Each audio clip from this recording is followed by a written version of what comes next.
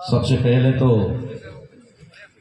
आज इस विशाल जन समूह को मैं अपना जय जोहार से अभिवादन करता हूं। जय जोहार।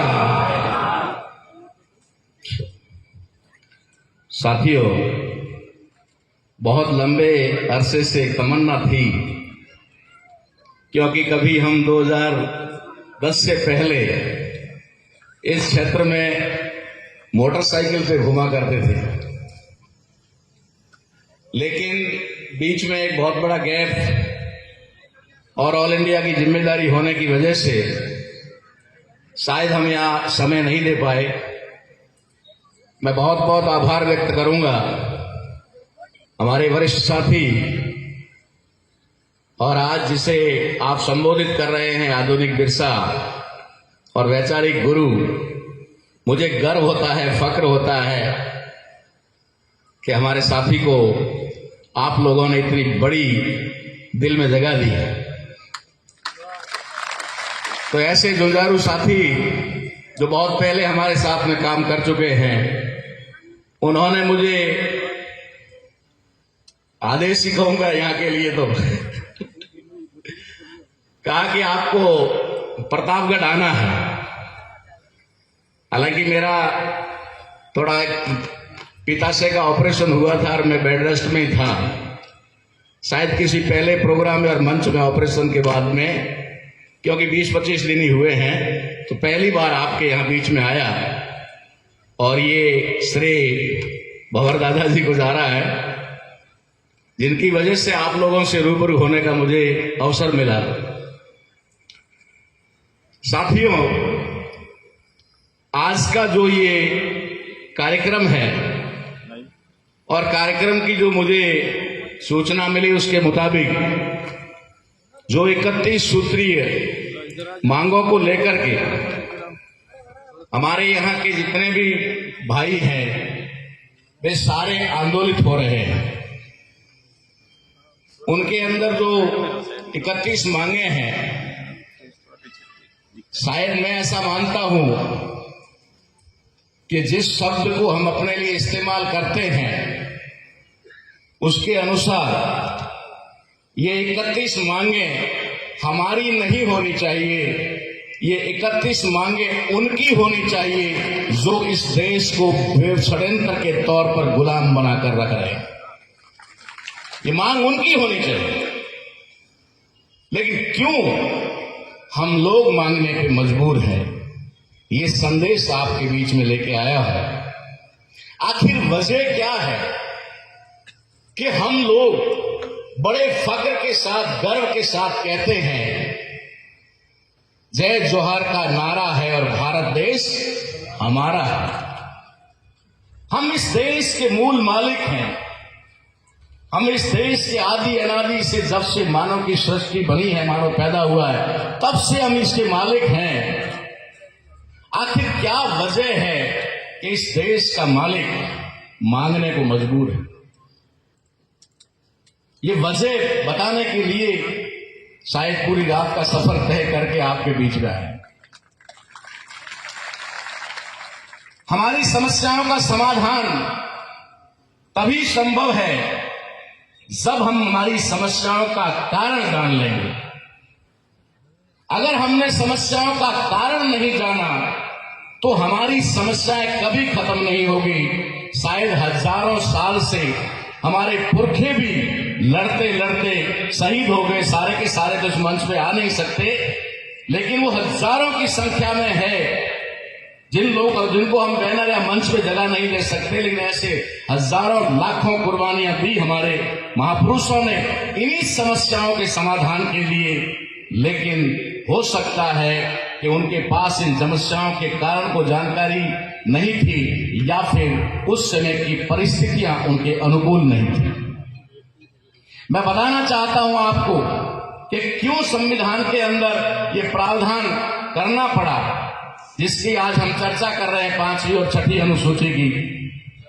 एक आदिवासी सम्मेलन में मैंने इस सबसे पहला सवाल गुजरात के अंदर 2001 में उठाया था, और उस समय अनुसूचित जनजाति के केंद्रीय मंत्री गमेती जी हुआ करते थे, महाराष्ट्र के थे वो। तो उन्होंने जब बात की तो उन्होंने पूछा कि 5वीं और 6ठी अनुसूची क्या है। तब मैं भी ज्यादा विकसित नहीं था इतना, लेकिन मेरे दिमाग में एक बात आई कि जिस समाज की प्रतिनिधि या मंत्री पद पर जो जिनको जिम्मेदारी है, अगर उन लोगों को ही 5वीं और 6ठी अनुसूची का पता नहीं है तो हमारा भला कैसे हो सकता है।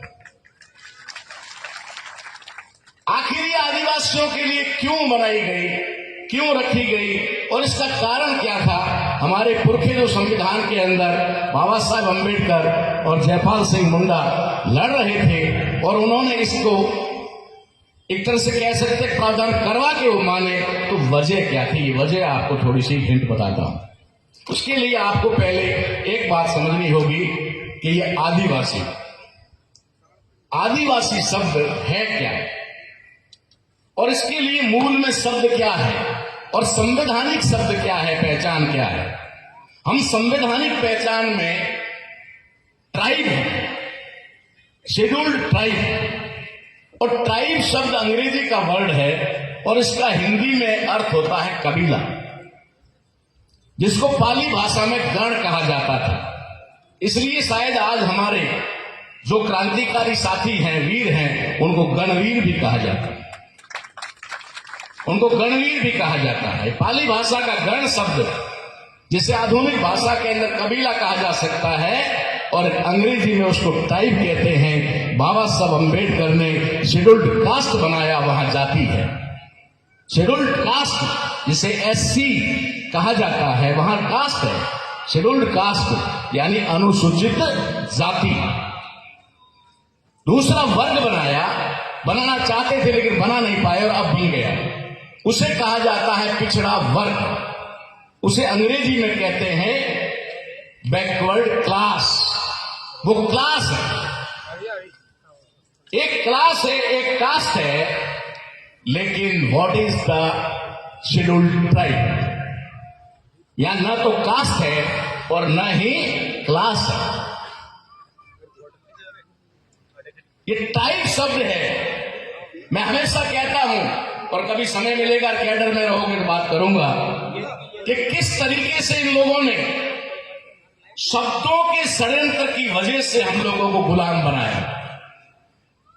मैं सिरे से रिजेक्ट कर चुका हूं कि संविधान के अंदर शेड्यूल्ड ट्राइब जिसको कहा गया है उसका हिंदी में मीनिंग अनुसूचित जनजाति नहीं है। और ये आज सारे मीडिया के सामने कह रहा हूं, इसका मीनिंग अनुसूचित जनजाति नहीं है, इसका मीनिंग है अनुसूचित कबीलाई।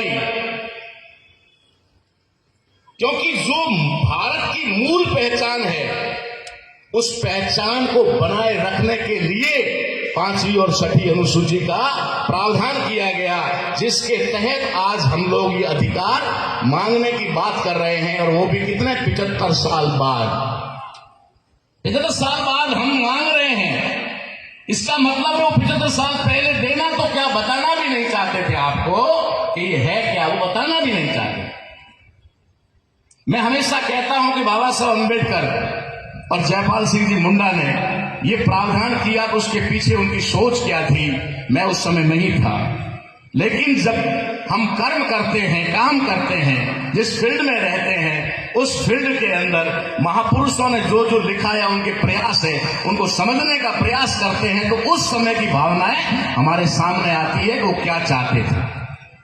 मैं आपको बताना चाहता हूं उन्होंने शेड्यूल्ड ट्राइब क्यों कहा और इसे क्यों अलग रखा, क्यों इसे विशेषाधिकार दिए संविधान के अंदर, स्वायत्त शासन जैसे विशेषाधिकार कि यहां किसी का इंटरफेयर नहीं होगा, ये सिर्फ और सिर्फ अपना शासन खुद चलाएंगे। इनको चाहे संविधान के ऊपर बैठे हुए राज्यपाल और राष्ट्रपति जैसे पद है, उन पदों के लोगों को भी इनके क्षेत्र में एंट्री करने से पहले भी इनकी इजाजत लेनी होगी, परमिशन लेनी होगी। ये संविधान में प्रावधान क्यों किया गया है? बाबा साहब अम्बेडकर और जयपाल सिंह मुंडा जानते थे कि ये बीज है। बीज में समझते हो ना, सारे किसान हो, बीज, सीड। उन्होंने कहा भारत के अंदर जो भारत का जो मूल आदिवासी है, जो ट्राइब है, उसके दो भाग कर दिए गए हैं। एक पहचान बनाया हुआ आदिवासी और एक पहचान खोया हुआ आदिवासी। आज भारत में दो तरह के आदिवासी हैं। पहचान बनाए हुए आदिवासी, जिनकी 2011 की जनसंख्या गिनती के आधार पर 8.5% बनता, उससे पहले 7.5 था, अब बढ़कर 8.5 हो गया। 8.5% भारत के अंदर जो आबादी है वो पहचान बनाया हुआ आदिवासी, जिसकी पहचान आज भी कायम है, और वो आप जैसे क्रांतिकारी हीरों की वजह से, जिन्होंने जल, जंगल, जमीन और संस्कृति के लिए कुर्बानियां दी और आज देने के लिए तत्पर हैं, तैयार है। दूसरा, वो आदिवासी जिनकी पहचान खत्म कर दी गई, जिनको जातियों में बांट दिया गया, काम के आधार पर किसी को नाई बनाया, किसी को दर्जी बनाया, किसी को धोबी बनाया, किसी को माड़ी बनाया, किसी को कुम्हार बनाया। इस प्रकार से पहचान खोया हुआ आदिवासी, वो भी आदिवासी है भारत का, डीएनए के आधार पर वो आदिवासी है, लेकिन पहचान खत्म होने की वजह से वो हमसे सेग्रीगेट हो गया, वो हमसे अलग हो गया, और अलग होने की वजह से वो हमें तो आदिवासी कहता है, लेकिन अपने आप को आदिवासी मानने को तैयार नहीं है। ये हमारे आदिवासियों की पहचान। तीसरा इस देश के अंदर जो है वो है गैर आदिवासी।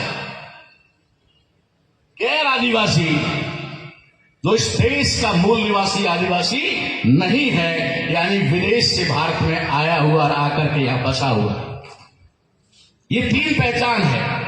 तो बाबा साहब अंबेडकर और जयपाल सिंह मुंडा जब ढूंढ रहे थे कि बीज कहां मिलेगा इस नस्ल को बचाने के लिए, इस नस्ल को बचाना है तो बीज चाहिए, तो बीज के रूप में उन्होंने भारत के ट्राइब्स को देखा कि इसकी एक अलग आइडेंटिटी, अलग पहचान और अलग अधिकार दिया जाए, ताकि देश को जो संवैधानिक तौर पर रिपब्लिक इंडिया बनाया गया, गणतंत्रात्मक भारत देश बनाया गया, गणराज्य बनाया गया, वो गणराज्य संपूर्ण रूप से कब बन पाएगा, जब इस देश का बीज बचेगा और ये बीज एक फसल के रूप में लहराएगा, और पहचान खोया हुआ आदिवासी भी अपने आप को गर्व से कहेगा कि मैं भी इस देश का आदिवासी हूं। इसके लिए ये बीज बचाने के लिए प्रावधान किए गए थे। ये कोई बच्चों का खेल नहीं था, हंसी मजाक का मामला नहीं था, ये कोई रेवड़ियां बांटने का मामला नहीं था, ये कोई चॉकलेट और खिटमिटा बांटने का मामला नहीं था। ये इस देश को मूल रूप में लाने का मामला था, और मुझे खुशी है कि आज उसके लिए पहल भी वही कर रहे हैं जिनको बाबा साहब अम्बेडकर ने जिनसे उम्मीद की थी, और ये लीड करेंगे, ये मुझे पूरा विश्वास है, ये करेंगे लीड, कि बाबा साहब और जयपाल सिंह मुंडा के उस अधूरे सपने को पूरा करेंगे। तो ये जो बात मैंने आपको बताई, ये हमारी आइडेंटिटी के बारे में बताई। अब हमारी समस्याओं की बात बताऊं, समय हो तो मुझे बता देना प्लीज, कोई बात नहीं, मैं सॉल्व करूंगा। दूसरी हमारी बात क्या है? दूसरी बात यह है कि हम मांग रहे हैं, बड़े बड़े पंडाल लगाकर मांग रहे हैं। देश का किसान मांग रहा है, मजदूर मांग रहा है, 71% यानी 71% ओबीसी पहचान पाया हुआ मांग रहा है, शेड्यूल कास्ट 17.5% है वो मांग रहा है, और 8.5% ट्राइब हम मांग रहे हैं। हम सबकी गिनती लगाई जाए तो 97% है, हम लोग 97% है, और हम 97% मांग रहे हैं। मांग रहे हैं ना, इसमें तो कोई दौरा ही नहीं है, मांग रहे हैं। मेरा पहला सवाल है उन 97% लोगों से कि देने वाला कौन है? आप आखिर मांग किससे रहे हो? मांग किससे रहे हो? अभी मेरे साथी ने एक आंकड़ा यहां पेश किया कि 92 लाख सिर्फ राजस्थान में है, 92 लाख, ओनली 92 लाख इन राजस्थान। तो फिर झारखंड, उड़ीसा, नॉर्थ ईस्ट और महाराष्ट्र, साउथ इंडिया कितना होगा? ऑल ओवर अभी जनसंख्या के आधार पर, आइडेंटिटी के आधार पर 8.5 तो है। और मैं आपको दावे के साथ कहता हूं, ये हमारे रिसर्च वर्क का काम रिजल्ट है। मांग किससे रहे हैं? ओनली 1% से। 1% भी पूरा नहीं है। भारत में जिनकी संख्या 1% पूरी नहीं है, 1% होती है तब तो 1.5 करोड़ होती है, लेकिन वो 1 करोड़ के अंदर है।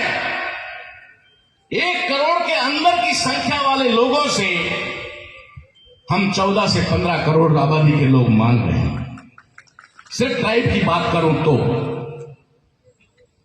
अरे सिर्फ 92 लाख आदिवासी है ना, ये 92 लाख आदिवासियों में से अगर आधे भी इस रास्ते पर चल पड़े तो उन 92 लाख जो सामने है उनको भगाया जा सकता है।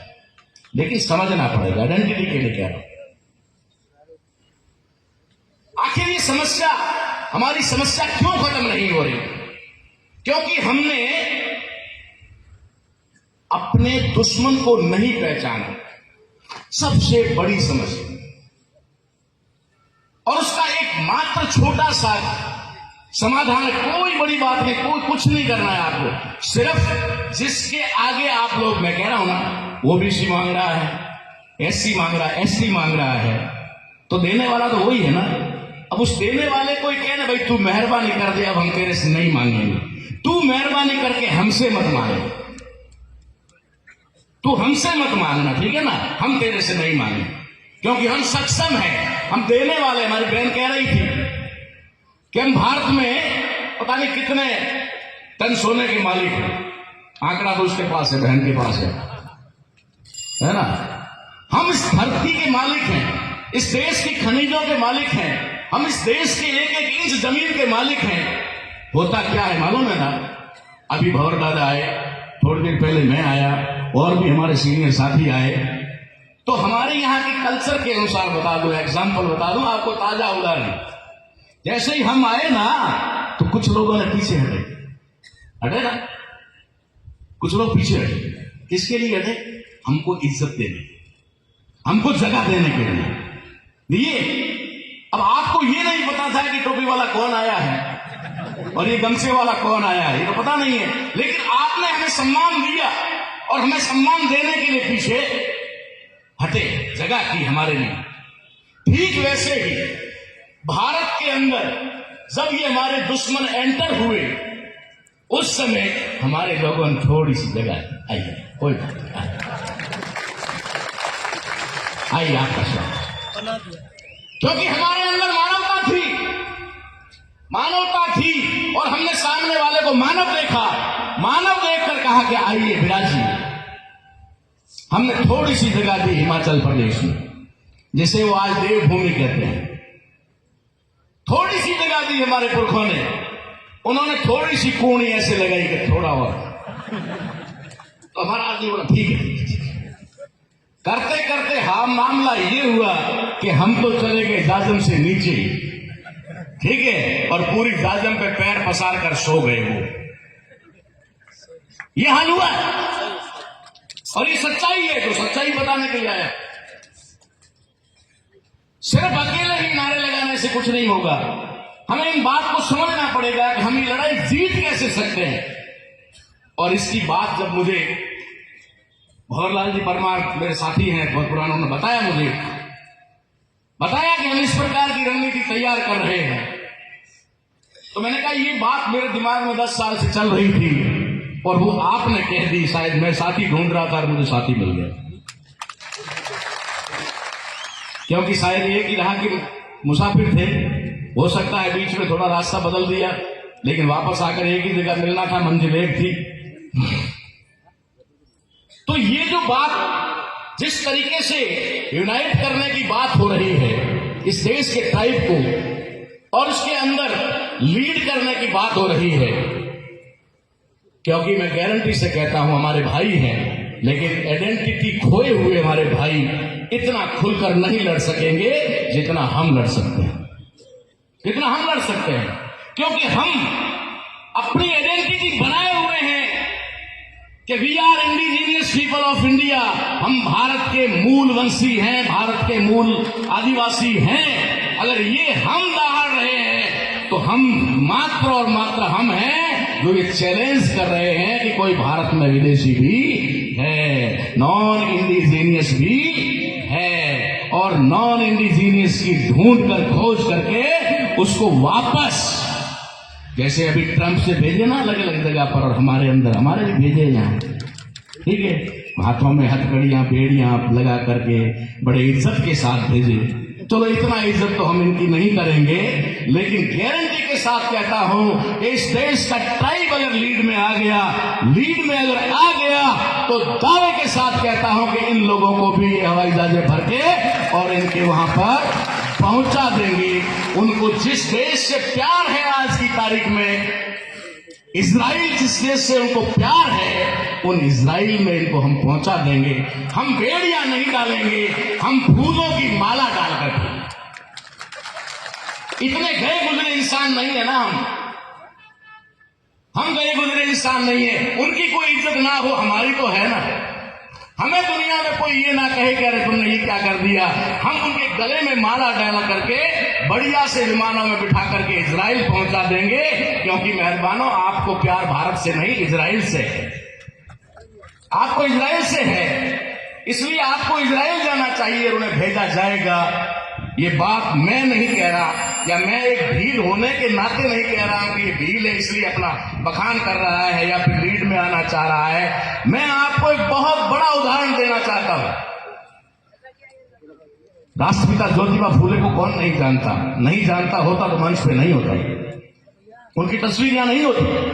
राष्ट्रपिता ज्योतिबा फूले ने कहा कि जिस दिन इस देश के सर्वोच्च पद पर भील और कोल, दो शब्द लिए उन्होंने, भील और कोल,